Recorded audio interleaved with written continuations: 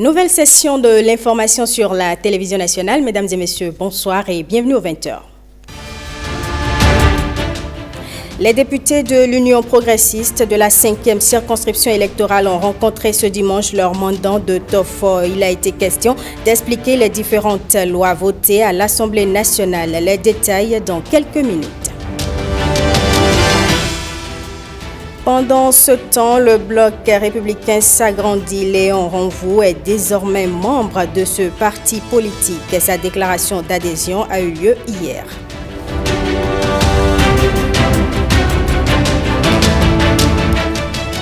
Et puis, comment mieux gérer les ressources halieutiques marines et garantir la sécurité des pêcheurs artisanaux? Une préoccupation pour les chercheurs du Centre de recherche halieutique et océanologique du Bénin qui pensent déjà à un projet de surveillance en mer. Nous en parlerons dans ce 20h. Le cercle du bloc républicain vient de s'agrandir avec l'adhésion de Léon Renvou. L'homme quitte le parti Union progressiste pour désormais travailler au sein de la famille BR. Sa déclaration d'adhésion a eu lieu hier samedi. Jean-Claude James et Patrick Nimavor pour le point. D'une famille politique à une autre, le pas est vite franchi par Léon Renvou en présence de certains leaders et militants du Parti Bloc républicain. Notre adhésion au Parti Bloc républicain consacre la levée d'un jour nouveau, d'un nouveau chapitre de notre histoire politique. Propager la bonne nouvelle. Renvou Léon et ses élus locaux sont désormais Bloc républicain.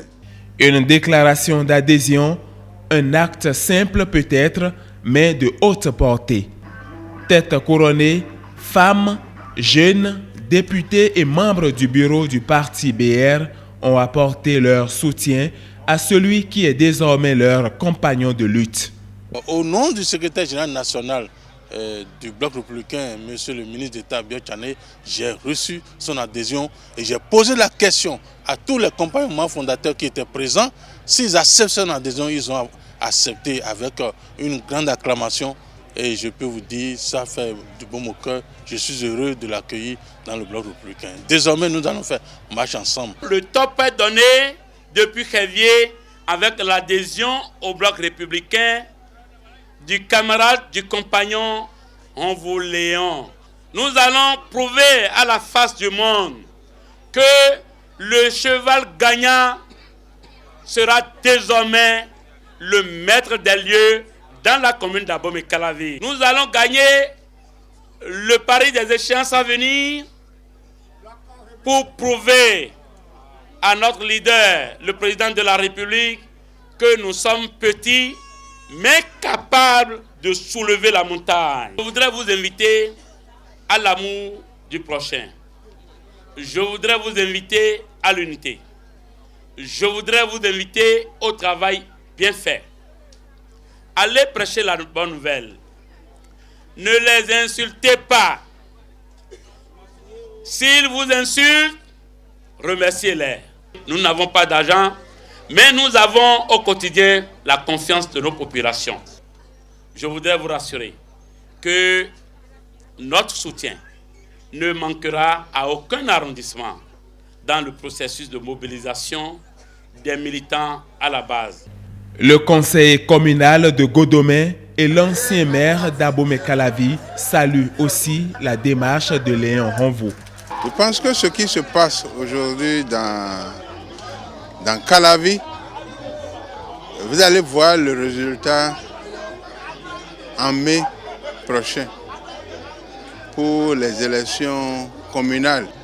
Si j'ai un message, c'est un message d'amour pour tout un chacun de nous. Et montrer au chef de l'État que les gens s'entendent bien et le Bloc républicain est vraiment décidé à travailler avec le gouvernement.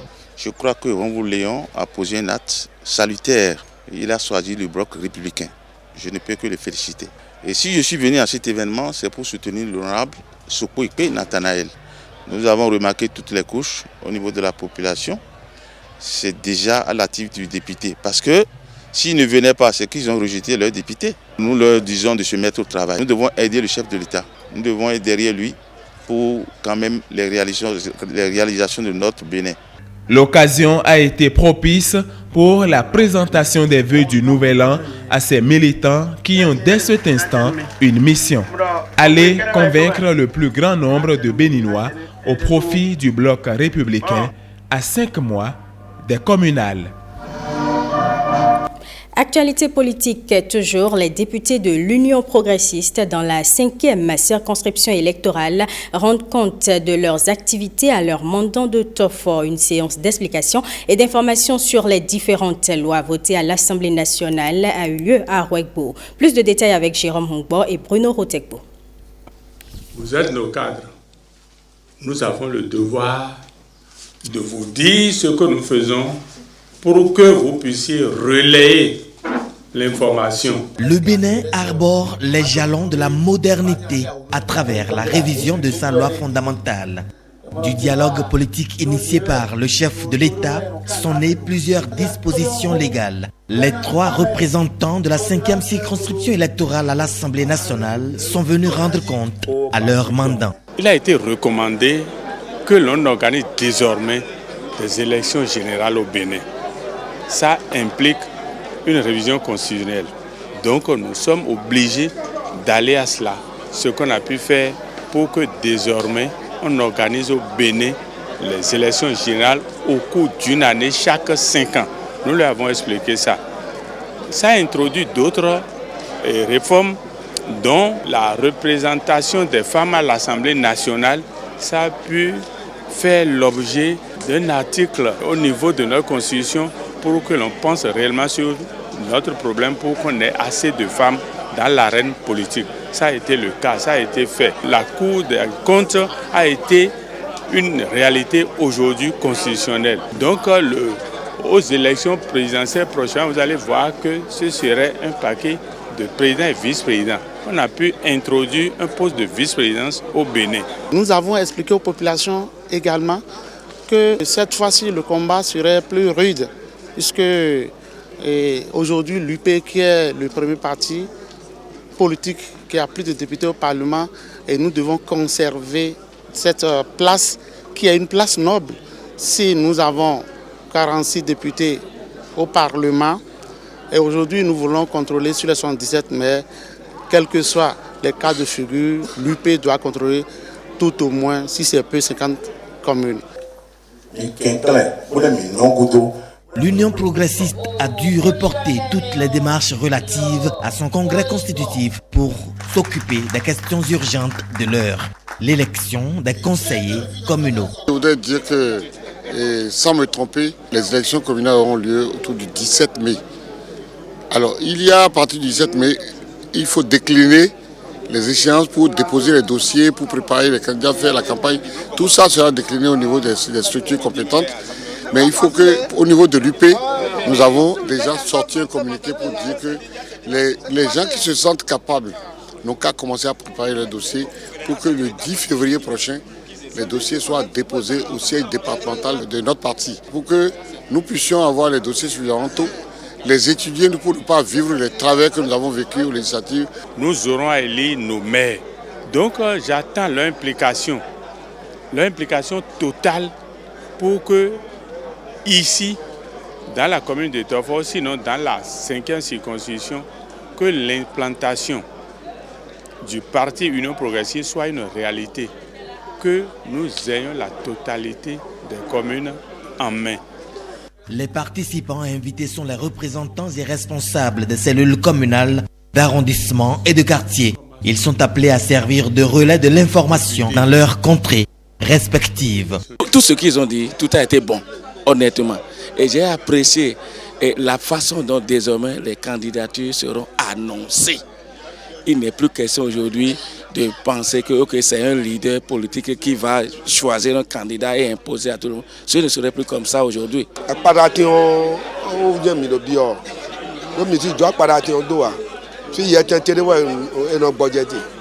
Le parti du Baobab dit garder toujours ses registres ouverts pour recueillir le maximum d'inscriptions sur l'ensemble du territoire national.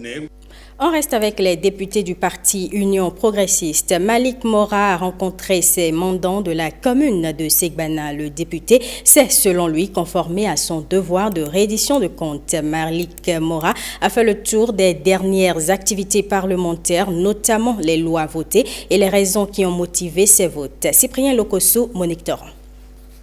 Une rencontre d'explication. Jeunes et vieux militants du parti Union progressiste ont répondu à l'appel du député Malik Mora. En langue beau, Malik Mora a fait le tour des dernières activités parlementaires, appuyé chaque fois d'exemples pour faciliter la compréhension. Les lois que nous avons adoptées au Parlement, c'est des lois qui vont en faveur de la population. Quand on parle de la loi sur le code électoral, par exemple, la discrimination positive, la loi sur les partis politiques, c'est le financement également des partis politiques, la loi sur les statuts de l'opposition.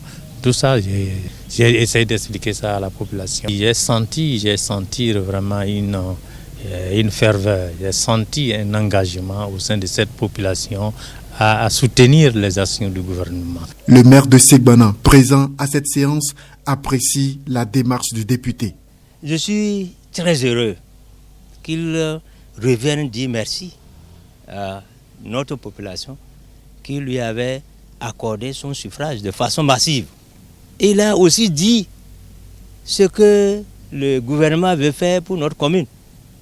Mais quand on met tout ça ensemble, en tant que maire, je ne peux être qu'heureux, heureux vraiment. Après l'étape de Segbana, suivront celles de Sokotenji, Libante et tous les autres arrondissements de la commune de Segbana. Le député de l'Union progressiste s'est donné pour mission de parcourir sa circonscription électorale. Vous le savez, mesdames et messieurs, le président de la République, au cours de son discours sur l'état de la nation, a félicité les régies financières du ministère de l'économie et des finances pour les performances obtenues. Au lendemain de ce discours apprécié par les citoyens, il paraît important de s'intéresser aux réformes mises en œuvre par ces différentes régies financières et les résultats obtenus. Le sujet est au cœur de ce magazine réalisé par Ricardo Loïc Pécou et Patrick Beno. Comment aurions-nous pu engranger autant de succès si les ressources nécessaires à la mise en œuvre du programme d'action du gouvernement n'étaient pas mobilisées et bien gérées? C'est le lieu de saluer le travail qu'abattent les agents et les responsables de nos différentes régies, que sont les impôts, le trésor, les douanes et droits indirects, ainsi que l'appréciable contribution des acteurs de la chaîne des dépenses publiques. Des félicitations bien méritées, fruit d'une gouvernance de qualité, d'une vision ambitieuse et pragmatique. Ambitieuse parce que Patrice Talon veut augmenter le niveau de vie des Béninois, offrir un cadre plus propice à l'activité économique et à l'investissement. Pragmatique car le chef de l'État veut instaurer une nouvelle gouvernance économique et financière. Et pour réussir, le président de la République a initié des réformes précises. Au ministère de l'économie et des finances, les cadres et collaborateurs du ministre se sont attaqués depuis 2016 à l'assainissement des finances publiques et à la gestion de la masse salariale, ceci dans une parfaite ambiance de travail. Le mécanisme de travail, le style de management mis en place, c'est cela qui permet de mobiliser tous les acteurs. Parce qu'il ne suffit pas seulement d'avoir les structures qu'il faut, il ne suffit pas seulement d'avoir les hommes pour avoir les résultats. Il faudrait également un management pour pouvoir les motiver, pour qu'ils aient le moral gonflé à bloc pour pouvoir s'impliquer. Et c'est ce style de management mis en place par le ministre de l'économie et des finances qui permet d'obtenir ces différents résultats, de mobiliser tous les acteurs. Et il faut le dire, et puisqu'il nous le rappelle tout le temps, ce style lui-même, il le tient du chef de l'État. Dès lors, la feuille de route est toute tracée. Les réformes sont connues et la mise en œuvre est exécutée par les directeurs généraux des différentes régies financières. À la Direction générale des impôts, les réformes mises en place visent l'amélioration des recettes fiscales. Au nombre de ces réformes, je pourrais citer très rapidement la mise en place d'un fichier national des contribuables. C'est dire que aujourd'hui, on sait à peu près le nombre d'usagers, le nombre de contribuables que nous gérons à la Direction générale des impôts. Et il y a bien entendu le système de déclaration et de paiement en ligne. Je dirais en termes de chiffres que 2016, nous étions à 352,6 milliards.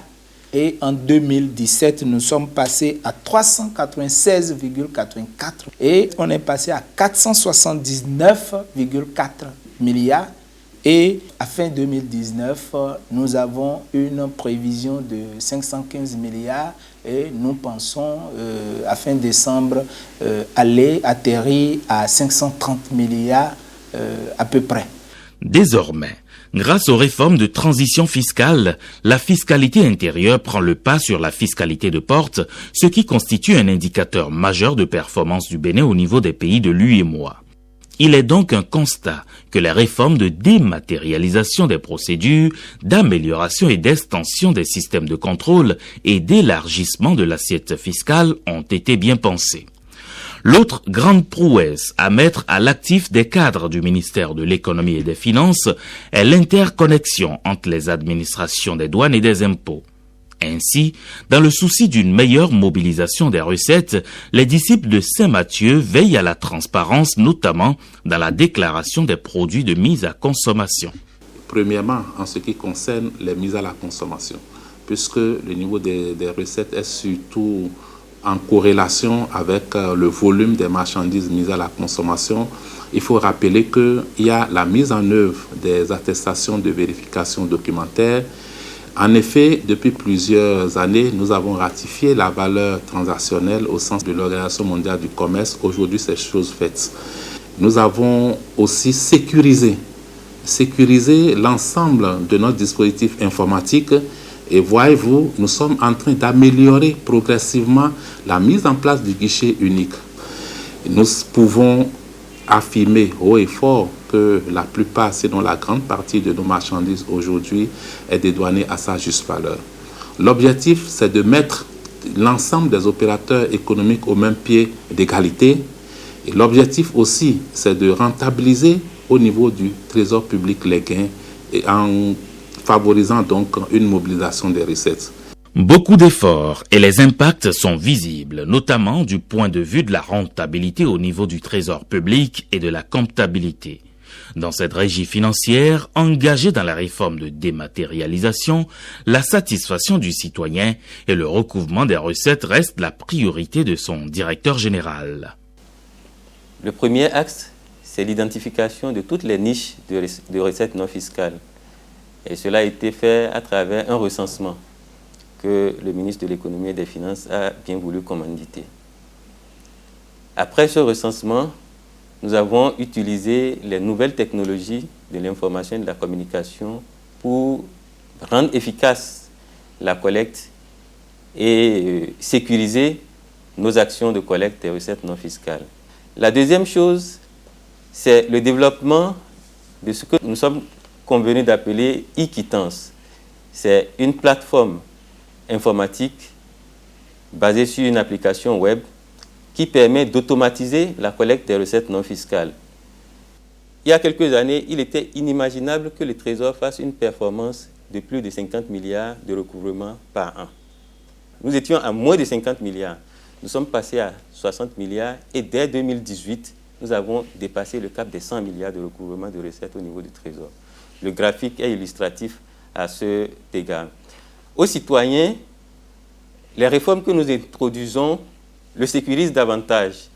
Il n'aura pas à payer et quelques jours après, s'il a des réclamations à faire, qu'on ne se retrouve pas sur le montant qu'il a versé, parce que la traçabilité est réelle. La sécurité foncière est aussi l'une des priorités du gouvernement du président Patrice Talon. Le foncier se retrouve au cœur des réformes contenues dans le programme d'action du gouvernement. Nous pouvons noter, premièrement, la numérisation de toutes les archives foncières et domaniales. L'autre chose qu'il faut noter, et qui est une action très importante, c'est l'informatisation de tout le système de gestion foncière et domaniale. Aujourd'hui, lorsque vous venez à l'administration foncière et domaniale et que votre dossier est enrôlé, cela suit un parcours, un itinéraire qui est traçable. L'activité économique a enregistré une hausse de 7,6% après 6,7% en 2018. Le climat des affaires a connu une nette amélioration avec à la clé la création de nouvelles entreprises. La mise en œuvre de toutes ces réformes a été coordonnée par l'unité de gestion des réformes des finances publiques, UGR. Donc c'est pour nous l'autoroute qui a été tracée parce que toutes les réformes qui ont été opérées, qui ont permis d'impacter positivement les recettes, c'est des réformes qui portent sur la dématérialisation. Disons que le gouvernement a bien mûri ces réflexions, a mis le soubassement qu'il faut, qui a permis aujourd'hui à nos régies de pouvoir mener à bien ces différentes réformes de dématérialisation qui sont coordonnées par l'UGR. À travers cette palette de réformes conduite par la jeune équipe rassemblée autour du ministre des Finances, la politique budgétaire du gouvernement est claire. Plusieurs réformes ont été mises en œuvre pour assurer une meilleure qualité de la dépense publique. Nous prenons la masse salariale par exemple. En 2015, le ratio masse salariale sur recettes fiscales était de l'ordre de 47%. Le gouvernement, très tôt dans sa stratégie budgétaire, a défini un profil, une trajectoire pour la masse salariale au fin de glisser progressivement vers le respect de la norme communautaire qui est de 35%. Aujourd'hui, nous postulons pour un ratio de l'ordre de 40%. Le gouvernement a engagé 13 milliards par an en termes d'économie avec la mise en place de la CVO. En 2015, quand vous prenez les livres du budget du Trésor public, vous verrez que sur cette rubrique, l'État décaissait en moyenne 15 milliards. Aujourd'hui, nous sommes passés à moins de 2 milliards par an. Les résultats positifs issus de ces réformes orientées vers l'utilisation rationnelle des dépenses permettent aujourd'hui de financer de grands travaux. Ces statistiques renseignent donc sur la situation économique et financière du Bénin. Désormais, le fonctionnement général de l'administration publique est stabilisé. Mais les défis sont encore nombreux. C'est un de réformes que nous envisageons pour 2020 afin d'accroître nos ressources par rapport à la douane béninoise. Le guichet unique des opérations de commerce extérieur sera opérationnel, c'est-à-dire la version améliorée du CUS que nous avons aujourd'hui avec nos partenaires que sont Bénécontrol et Webfontaine, ce qui nous permettra de servir encore davantage dans un temps record nos importateurs et c'est tant mieux pour notre économie. Il apparaît donc évident que 2019 aura été une année de grandes évolutions pour le Bénin. Faire du Bénin la vitrine économique de l'Afrique de l'Ouest reste la priorité du gouvernement du président Patrice Talon. L'heure du développement du Bénin a enfin sonné.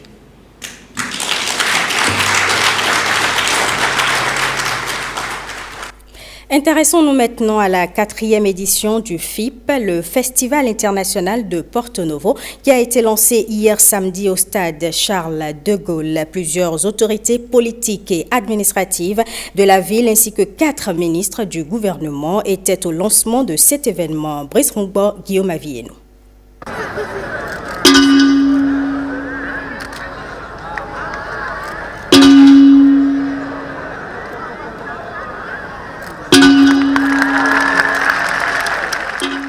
Le top des 8 jours de la 4e édition du FIP, le Festival international de Porto Novo, donné officiellement au stade Charles de Gaulle de la ville. Pour donner le ton des manifestations, devant meubler l'événement, ce spectacle inaugural, la Renaissance. Un spectacle satirique de l'histoire de Hogbonou, Porto Novo, la ville aux 3 noms, Adjaché.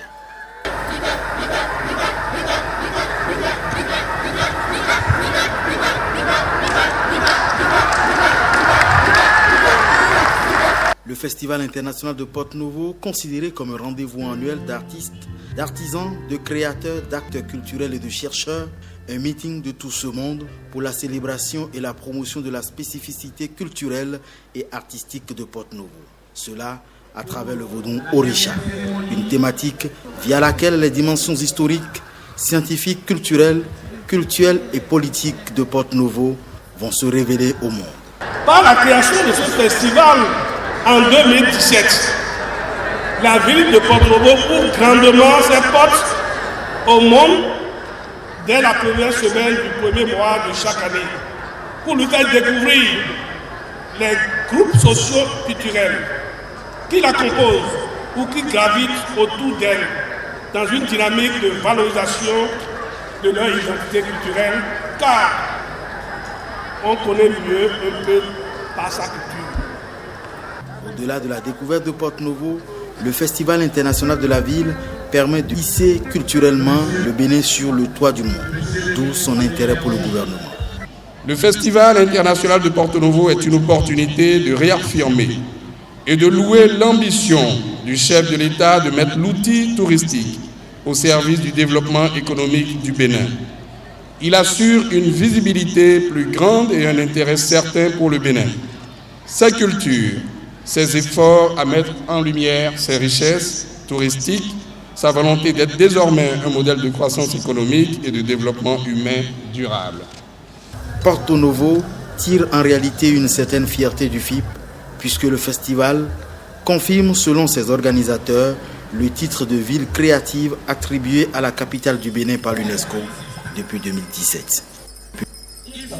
Rendons-nous maintenant à Banikwara où une situation semble être mal interprétée. Il s'agit des cas de décès répétés qu'on aurait enregistrés dans un village de la commune. Aussitôt informé, le ministère de la Santé, à travers sa direction départementale de l'Alibori, a pris des dispositions. Sur plus d'une cinquantaine de cas, on déplore jusque-là un seul cas de décès selon le directeur départemental de la santé de l'Alibori. Écoutons-le au micro de Cyprien Lokosu et de Monique Doran. Selon ce qui nous a été rapporté, il y a eu depuis le 20 octobre jusqu'au 23 décembre où ils sont venus vers nous des cas de décès inexpliqués. Ça, je le répète, c'est ce qu'ils sont venus nous rapporter. Et à partir de cet instant, l'équipe de santé de la zone sanitaire de Banikwara, appuyée par la direction départementale de l'Alibori, on était descendu sur le terrain. Et dès qu'on a pu écouter les populations, puisqu'il s'agit d'une question de santé publique, on a rendu compte à la hiérarchie. Automatiquement, le ministre a envoyé une équipe à ce jour pour vous montrer quand même que ce dispositif tient bien. On n'a enregistré qu'un seul cas de décès au niveau de l'hôpital de zone de Banikwara. Sur les 50 et quelques cas que nous avons reçus, je peux vous dire qu'il y a déjà une grosse partie même qui sont guéris et qui sont rentrés. Parce que c'est des formes, je peux vous dire, atypiques que nous avons reçues. Et nous avons fait des prélèvements qu'on a envoyés au niveau du laboratoire national. Et déjà, nous, à notre niveau, ces mêmes prélèvements, on a essayé d'examiner. Et nous avons trouvé chez un certain nombre de patients des méningocoques. Vous savez, il y a différents types de méningocoques. Et à la date d'aujourd'hui, nous, le traitement que nous avons mis en place, c'est un traitement qui répond très bien.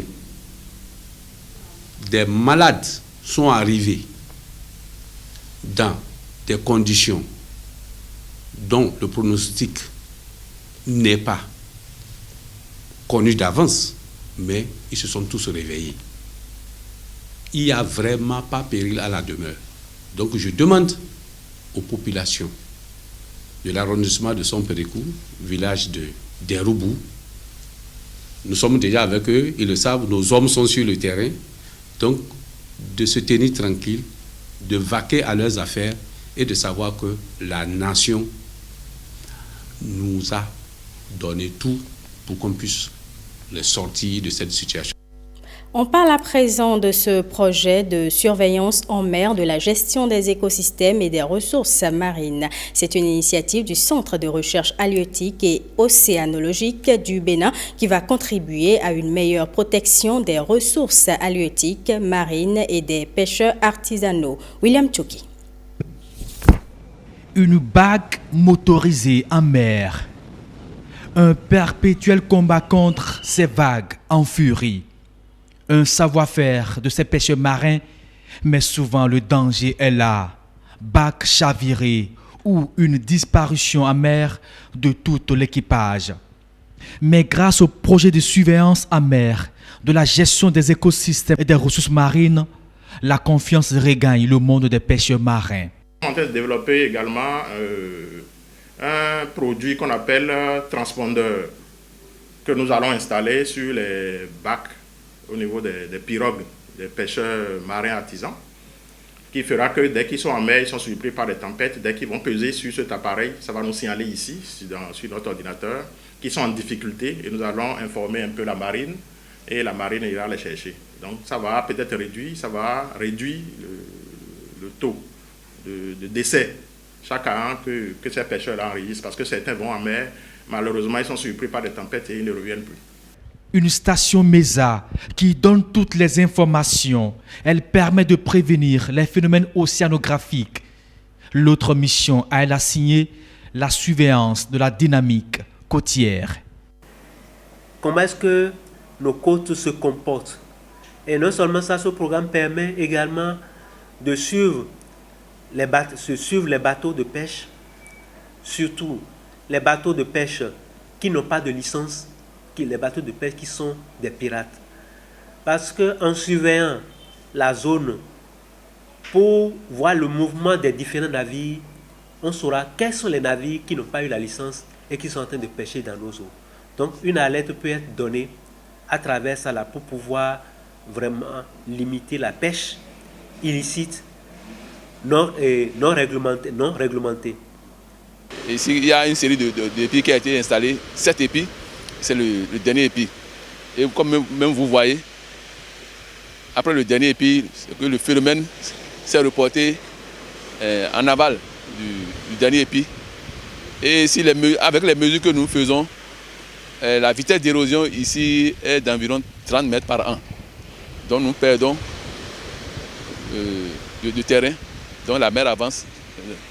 Et vous voyez que même certaines clôtures des parcs ont été même attaquées par la mer. Donc ici, nous sommes dans une zone critique. Sécuriser le milieu marin, ses ressources et les pêcheurs artisanaux. Le Centre de recherche halieutique et océanologique mène cette action de sauvegarde. Il sensibilise aussi sur la pollution marine, sa cible, ces populations de pêcheurs vivant sur nos côtes. Le ministre de la Culture était en visite au petit musée de la Ricade. C'est un musée où on retrouve plusieurs œuvres et vestiges des rois et princes du Dahomey. Axel Dancy et Evariste Zomaou nous font le point de cette visite du ministre de la Culture.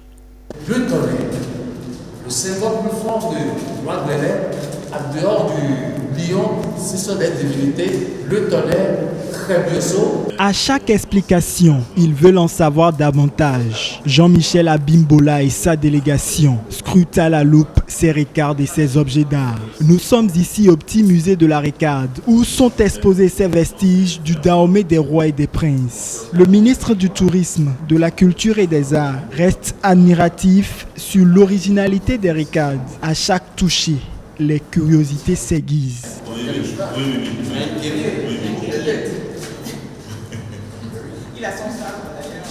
Chaque ricade, une âme et sa propre histoire. Celle-ci est à l'effigie d'un requin, allusion faite à l'emblème du roi Béanzi. Il était important pour le gouvernement, à travers le ministère du Tourisme, de la Culture et des Arts, de venir visiter ce lieu, de venir faire connaître ce lieu, de venir demander aux compatriotes, aux Béninois, de venir découvrir ce lieu, pour découvrir également notre histoire, notre culture, parce que la recade est la culture de chez nous, du Dahomey, la culture du Bénin désormais.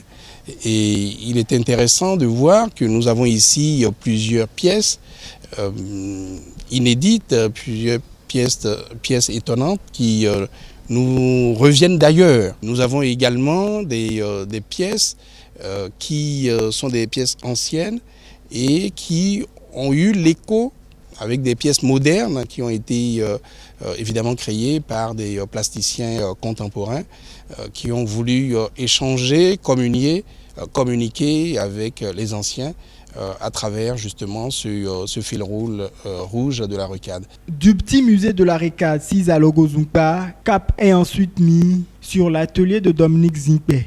Ici, le directeur du centre Art et Culture se retrouve dans son univers. Dans sa cuisine, il façonne des œuvres qui captent l'attention, comme cette recade contemporaine, faite en verre soufflé. C'est pas facile pour nous de garder des vestiges de nos rois, de grands rois, et de les conserver. Et pour les ramener au Bénin, ce n'est pas une tâche facile, c'est un exercice qui a duré environ 7 ans. Aujourd'hui, on peut s'en réjouir puisqu'on peut partager l'émotion, qu'on peut les toucher, on peut les voir tous les jours. Zoomorphes ou plus subtils, les recades sont des bâtons de commandement, témoins d'une autre époque. Les 5 premiers au CEP 2019 du département de l'Atlantique étaient en visite touristique dans la vallée de Sitatunga. C'est une sortie pédagogique organisée par la direction départementale du tourisme, de la culture et des arts de l'Atlantique. Patrick Jossou et Simon Villon étaient sur les lieux. Une quarantaine d'enfants attentifs devant des palissades et derrière ces grilles, une antilope spéciale, le Sitatunga. Le nom Sitatunga lui vient de l'Afrique centrale. Bienvenue à la vallée du Sitatunga, où les 5 premiers du CEP 2019 dans les 8 communes de l'Atlantique sont en sortie découverte à caractère touristique, édition 2019, sous le regard bienveillant d'Edgar Folikwe Jossou. Le chef de l'État a vu juste, en parlant de promouvoir l'excellence, nous avons choisi d'offrir ce cadeau aux meilleurs enfants au CEP dans nos différents départements. C'est dans ce cadre que nous avons choisi ce site qui est un patrimoine de notre pays, inconnu de la population. Et les enfants sont les meilleurs diffuseurs de très bonnes informations. Alors, il n'y a pas que le Bénin profond qui dispose de ces genres de nature. Dans l'Atlantique, nous avons aussi des endroits aussi merveilleux comme cet endroit. Le guide des lieux est bien heureux de ce choix de son site. Grâce à la direction départementale du tourisme, aujourd'hui, le choix porté sur la vallée du Sitatunga, c'est pour nous un grand canal de communication, un grand canal qui permettra à ceux qui ne connaissent pas encore la vallée du Sitatunga de la connaître. Les enfants aussi sont bien heureux. Après toutes les visites, j'ai retenu qu'il fallait qu'on protège l'environnement. Et il faut aussi que nous œuvrons pour aider les espèces animalières en voie de disparition.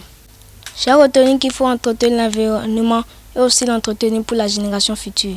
J'ai vu beaucoup d'animaux ici et que je ne connaissais pas ça. J'ai retenu comme espèce le poisson-chien, le crabe terrestre, le caméléon, le rat de Gambie, le poisson électrique, le varan, le python royal, le Sitatunga, les singes comme le singe mône, le singe patas. Du refuge animalier, la visite de la ferme agro-piscicole a débouché sur un repas pantagruélique et une danse gargantuesque pour les premiers du CEP 2019 dans l'Atlantique. Parlons maintenant du Nouvel An. Le préfet de la Donga a formulé ses vœux aux populations. Il a saisi l'occasion pour inviter les uns et les autres au travail bien fait en cette nouvelle année. On l'écoute au micro de Gloria Oni. Mes vœux pour les populations sont les vœux de bonne santé, les vœux de paix, de prospérité et de réalisation de toutes les attentes de nos population, parce que c'est la condition sine qua non pour aller vers un développement. Je voudrais donc une fois implorer la bénédiction de Dieu, sa grâce sur mes populations, en particulier au niveau du département de la Donga et sur l'ensemble du territoire national. Déjà, à l'endroit de ceux qui ont pu se trouver une place dans les administrations, je les exhorte au travail bien fait. Nous jouons 3 grands rôles. Le rôle de maintien de l'ordre, donc la sécurité, le rôle de contrôle de légalité et le rôle d'assistance conseil aux différentes communes, les 77 que nous avons. Mais pour ce qui nous concerne, nous avons 4 communes et ces rôles-là se jouent si bien avec ces communes. Et pour rentrer un peu dans les détails, je vous dirais que pour parler du premier cas, notamment la sécurité, c'est avec les services de renseignement, les services de la police républicaine que nous jouons ce rôle-là pour le maintien de l'ordre au niveau de chaque commune, au niveau de chaque arrondissement, au niveau de chaque village. Eh bien, mesdames et messieurs, ce sera tout pour ce journal que je vous remercie d'avoir suivi.